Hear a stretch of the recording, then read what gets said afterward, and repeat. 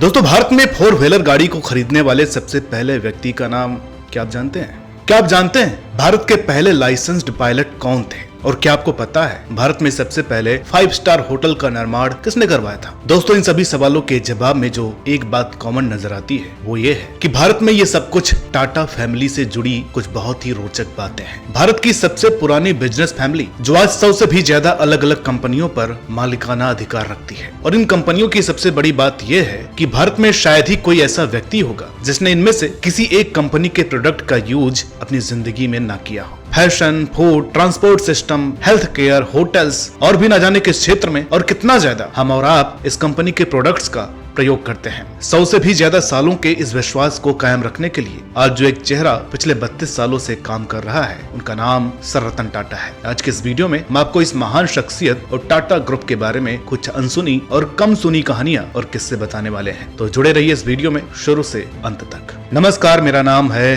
अनुराग सूर्यवंशी और आप देख रहे हैं नारद टीवी।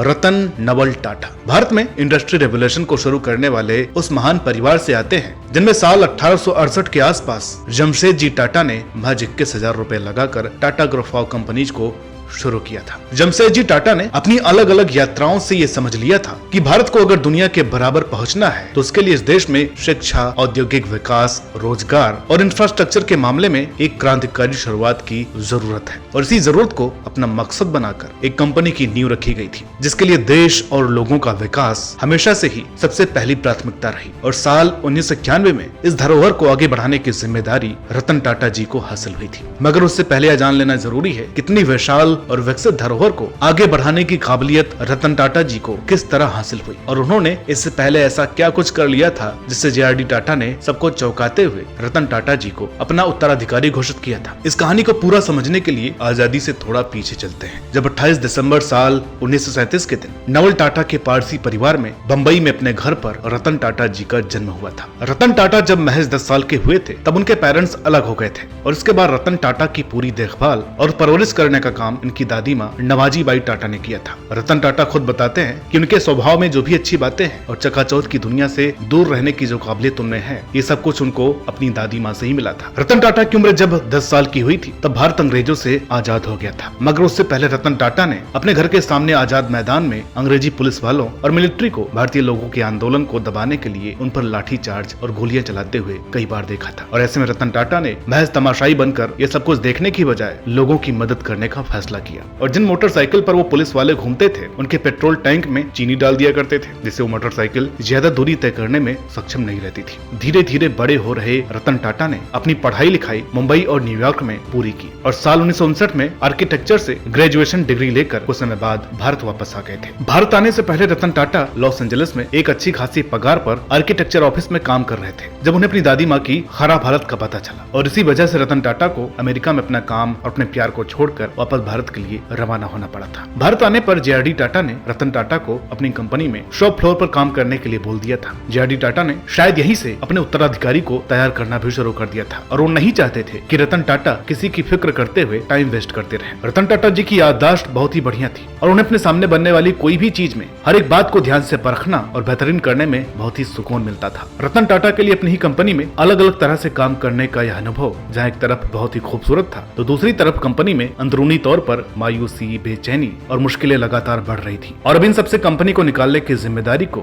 JRD टाटा ने रतन टाटा के हवाले कर दिया। दरअसल टाटा ग्रुप की नेल्को कंपनी लगातार घाटे से गुजर रही थी और किसी के पास भी इस कंपनी के भविष्य को सुधारने के लिए कोई सुझाव नहीं था। रतन टाटा ने इस कंपनी को अपने अधिकार में लेते हुए सबसे पहले रेडियो बेचना बंद कर दिया और आधुनिक युग से जुड़ी नई चीजों को इस कंपनी में लाने का फैसला किया जिससे यह कंपनी महज कुछ ही समय में कर्ज मुक्त हो गई और मुनाफा शुरू हो गया। इसके बाद JRD टाटा ने रतन टाटा को एक बार फिर आजमाने का मन बनाया और एम्प्रेस मिल्स को घाटे से निकालकर रतन टाटा इस बार भी पास हो गए। हालांकि एम्प्रेस मिल्स टेक्सटाइल्स इंडस्ट्री के नेशनलाइजेशन के कारण सरकार के हाथों में चली गई थी मगर उससे पहले रतन टाटा ने अपना काम पूरा कर दिया था। रतन टाटा ने खुद को टाटा ग्रुप ऑफ कंपनीज में चुपचाप और बहुत ही खूबसूरती से स्थापित कर लिया था। उन्होंने अपना स्किल्स लेवल भी लोगों को दिखाया और बारीकी से सब कुछ सीखने के लिए मजदूरों और कामगारों के साथ भी काम किया। रतन टाटा ने टाटा ग्रुप में छोटे से छोटे व्यक्ति से लेकर बड़े बड़े लोगों तक खुद को सबसे चहेता बना लिया था और यही वजह रही कि जब साल 1991 में जे.आर.डी. टाटा ने 52 साल के कार्यकाल के बाद रिटायरमेंट का फैसला किया तो उनके सामने दर्जनों विकल्प थे, जिनमें से एक को उन्हें अपना पद संभालने के लिए चुनना था। इन विकल्पों में से कुछ लोग रतन टाटा से बड़े भी थे, मगर जे.आर.डी. टाटा की आंखों में रतन टाटा का कद सबसे ज्यादा महत्वपूर्ण बन गया था और इसलिए रतन टाटा को टाटा ग्रुप ऑफ कंपनीज का चेयरमैन बना दिया गया। रतन टाटा ने आगे लगभग 21 सालों तक इस पद पर रहते हुए काम किया और 36 से ज्यादा अलग अलग नई कंपनियों का अधिग्रहण टाटा ग्रुप ने किया। टाटा को ग्लोबल ब्रांड बनाने में महत्वपूर्ण भूमिका निभाई। साल 2000 में टाटा ग्रुप ऑफ कंपनीज की कमाई भारत से बाहर 20% से भी कम थी और आज यह आंकड़ा 70% के आसपास पहुंच गया है। 1991 से टाटा ग्रुप ऑफ कंपनीज के मुनाफे में 50% से ज्यादा का उछाल हुआ है। ग्रुप का रेवेन्यू 40% से ज्यादा और आज इस ग्रुप की अलग अलग लगभग 100 से ज्यादा कंपनियों में दुनिया के 150 देशों में यह कंपनी लगभग 9,65,000 लोगों को रोजगार उपलब्ध करवाती है। रतन टाटा ने अपने जीवन में कभी विवाह नहीं किया, मगर वो कहते हैं कि उनके जीवन में 4 ऐसे मौके आए थे जब वो शादी के बहुत ही करीब पहुंच गए थे, लेकिन ऐसा अलग अलग कारणों के चलते नहीं हो पाया। लॉस एंजलिस में काम करते हुए भी रतन टाटा को प्यार हुआ था और वो उस अमेरिकी लड़की से शादी करना चाहते थे और इसलिए जब उन्होंने भारत लौटने का फैसला किया तो उस लड़की को भी अपने साथ चलने के लिए कहा, मगर उस समय भारत और चीन के बीच युद्ध चल रहा था। इसलिए लड़की के पेरेंट्स ने अपनी बेटी को भारत भेजने से मना कर दिया।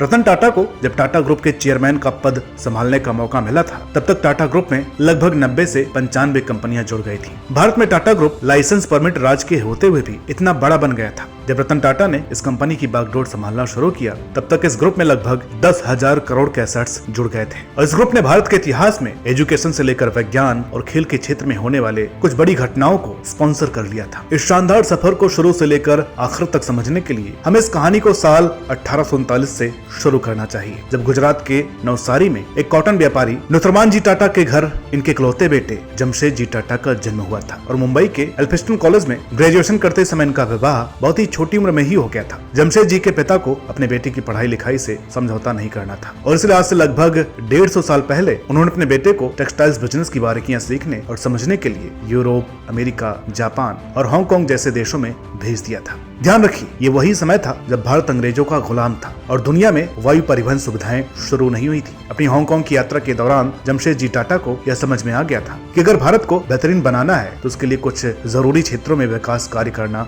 बहुत ही जरूरी है और इसी मकसद के साथ अपने देश और देश के लोगों को बेहतर बनाने के लिए जमशेद जी टाटा ने साल 1868 में महज 21,000 रुपए के कैपिटल से एक कंपनी को शुरू किया और 2 साल बाद अपनी कॉटन मिल को बेचकर नागपुर में एम्प्रेस मिल का निर्माण किया। जमशेद जी टाटा भारत में 4 व्हीलर गाड़ी खरीदने वाले सबसे पहले व्यक्ति थे और उन्होंने अपने जीवन में 4 बड़े सपनों को साकार करने पर ध्यान दिया था, जिससे भारत को बहुत ही जरूरी फायदा हो सकता था। जमशेद जी टाटा भारत में एक स्टील कंपनी को खड़ा करना चाहते थे। जब भारतीय लोगों को अंग्रेजी होटल्स में कुत्तों से कंपेयर किया जाता था तब उन्होंने देश में एक वर्ल्ड क्लास होटल बनाने के बारे में विचार किया था। जमशेद जी टाटा भारत में एक हाइड्रो इलेक्ट्रिक पावर प्लांट भी बनाना चाहते थे और वो ये भी चाहते थे कि भारतीय लोगों को अपनी शिक्षा पूरी करने के लिए बाहर न जाना पड़े और इसके लिए उन्होंने भारत में एक बहुत बड़ा एजुकेशनल इंस्टीट्यूट भी खोलने का प्रयास किया था। जमशेद जी टाटा का जब निधन हुआ उससे पहले इन सभी सपनों पर काम शुरू हो गया था, मगर वो सिर्फ मुंबई के ताज होटल को अपनी आंखों के सामने पूरी तरह से खड़े होते हुए देख पाए थे, जो देश का पहला ऐसा होटल था जिसमें इलेक्ट्रिसिटी सुविधा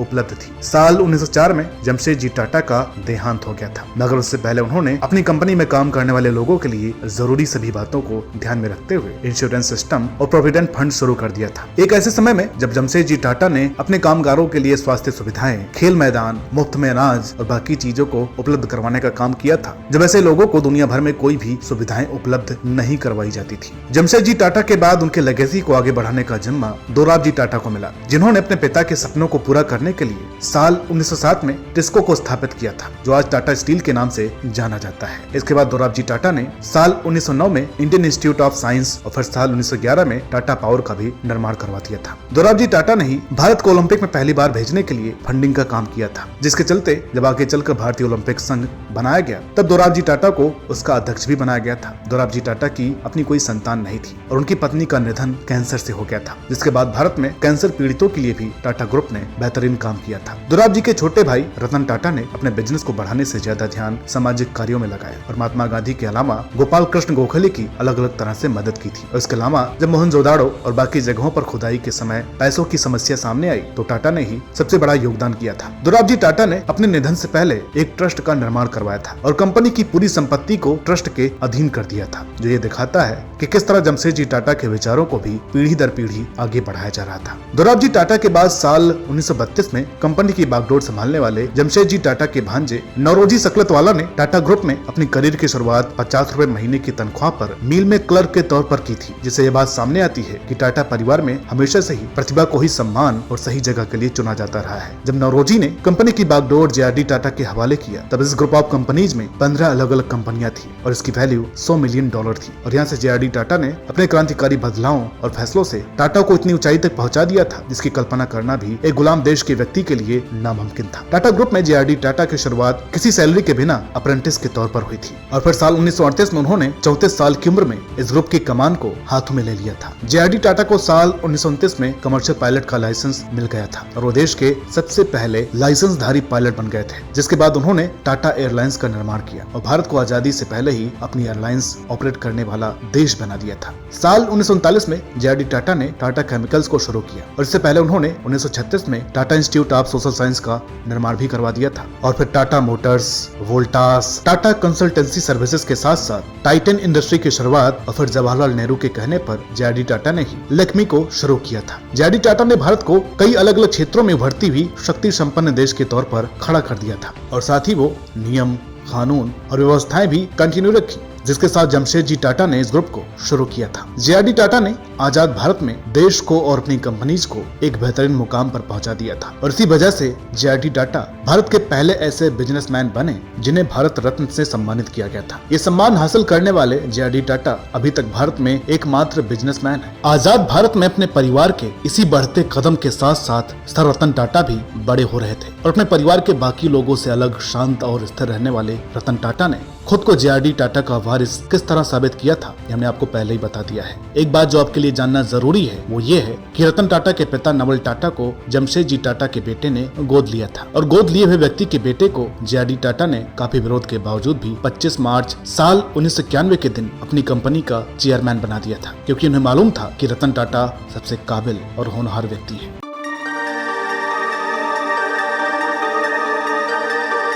साल 1939 में जब JRD टाटा ने ग्रुप के चेयरमैन का पद संभाला था तब कंपनी के पास कुल एसेट्स लगभग 62 करोड़ रुपए थे। ग्रुप में 15 अलग अलग कंपनियां थी और इसके बाद अपने 52 सालों के सफर में JRD टाटा ने टाटा ग्रुप्स में लगभग 95 कंपनियों को खड़ा कर दिया था और ग्रुप के एसेट्स की वैल्यू 10,000 करोड़ रुपए तक पहुंच गई थी। यह सब कुछ JRD टाटा ने नए नए आजाद हुए देश भारत में लाइसेंस राज की सीमाओं में रह करके किया था। एक ऐसा समय था जब व्यापार को स्थापित करने से लेकर बढ़ाने और दूसरे देशों तक पहुँचाने में कई अलग अलग नियम कानून लगे हुए थे और इसी समय में टाटा इंश्योरेंस कंपनी और टाटा एयरलाइंस को सरकार ने अपने अधिकार क्षेत्र में ले लिया था। रतन टाटा ने जब चेयरमैन पद संभाला तब टाटा ग्रुप में 95 कंपनीज थी, लगभग 24,000 करोड़ रुपए का टर्नओवर था और 2120 करोड़ रुपए के प्रॉफिट के साथ यह ग्रुप भारत में विदेशी कंपनियों की गैर मौजूदगी में एक साम्राज्य की तरह स्टैब्लिश हो गया था। मगर कुछ ही महीनों बाद नरसिम्हा राव की सरकार ने देश में लिबरलाइजेशन की नीति को लागू कर दिया था, यानी परमिट राज खत्म हो गया था और बाहर की कंपनीज भी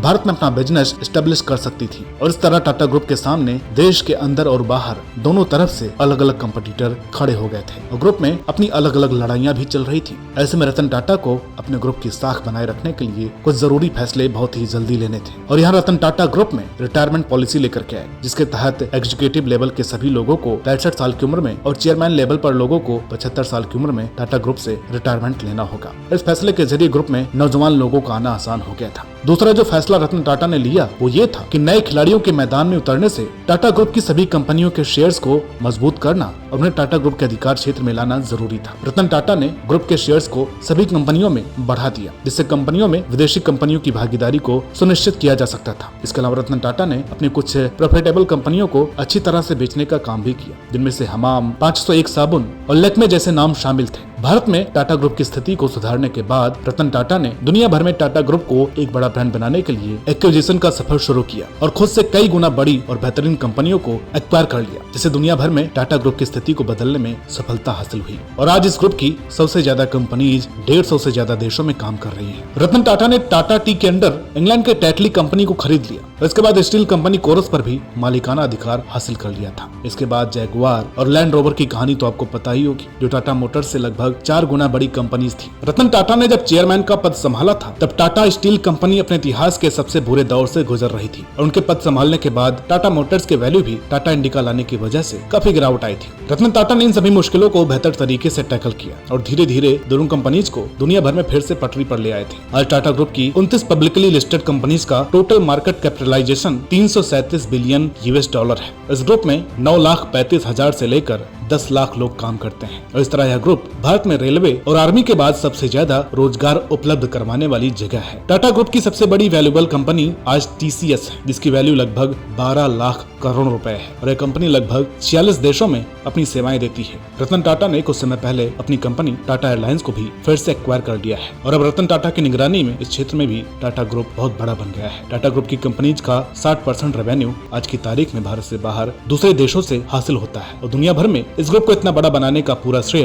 रतन टाटा को ही दिया जाता है। रतन टाटा ने अपने जीवन में एक बड़ा सपना देखा था कि उन्हें भारत के हर व्यक्ति तक 4 व्हीलर गाड़ी पहुंचानी है और इसके लिए उन्होंने टाटा नैनो को शुरू किया था, जो मात्र 1 लाख रुपए में कोई भी व्यक्ति खरीद सकता था और भारत में हर व्यक्ति का गाड़ी खरीदने का सपना साकार हो सकता था। मगर यह तरीका सफल नहीं हो पाया और टाटा नैनो असफल साबित हुई। मगर भारत को बेहतर बनाने के लिए रतन टाटा ने प्रयास करना नहीं छोड़ा।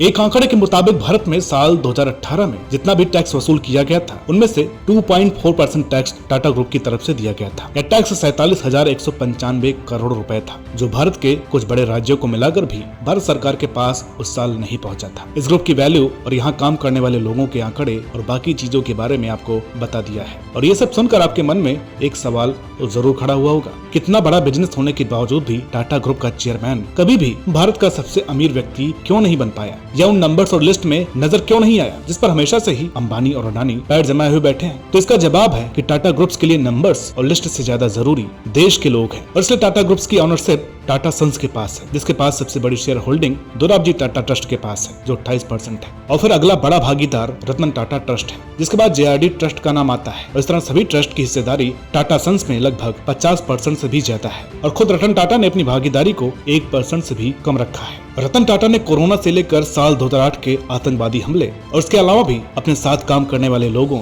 और देश के आम लोगों की मदद करने के लिए जरूरी मदद उपलब्ध करवाने का काम हमेशा से किया है। जमशेदजी टाटा को पिछली सदी का सबसे बड़ा दानवीर माना जाता है, जिन्होंने लगभग $102 बिलियन अलग अलग क्षेत्रों के लिए दान दिए थे। उस लेगेसी को आगे बढ़ाते हुए रतन टाटा ने आज तक अपने जीवन में भारत के कुछ बड़े बिजनेसमैन की कुल नेटवर्थ से ज्यादा रुपए दान में दे दिए हैं। रतन टाटा ने साल 2012 में अपने नियम को बनाए रखा और 75 साल की उम्र में कंपनी के चेयरमैन पद से रिटायरमेंट ले लिया था, जिसके बाद साइरस मिस्त्री को यह पद दिया गया था, मगर बाद में उन्हें इस पद से हटा दिया गया और आज नटराजन शेखर टाटा ग्रुप के चेयरमैन हैं। रतन टाटा को पद्म भूषण और पद्म विभूषण के अलावा सर की उपाधि और अलग अलग बड़े इंस्टीट्यूट से बिजनेस के क्षेत्र में भी कई पुरस्कार मिल चुके हैं और आज भारत में अगर देश के सबसे बड़े सम्मान भारत रत्न के लिए सबसे योग्य हकदार अगर कोई है तो रतन टाटा ही है, जिन्होंने खुद के देश को दुनिया के नक्शे पर महाशक्ति बनाने में कामयाब भूमिका निभाई है। तो दोस्तों, आज के इस वीडियो में इतना ही। उम्मीद करते हैं कि आपको ये वीडियो पसंद आई होगी। वीडियो अच्छी लगी हो तो प्लीज इसे लाइक करें, शेयर करें। चैनल पर नए हैं तो प्लीज इसे सब्सक्राइब करना ना भूलें। मिलते हैं आपसे अगले वीडियो में,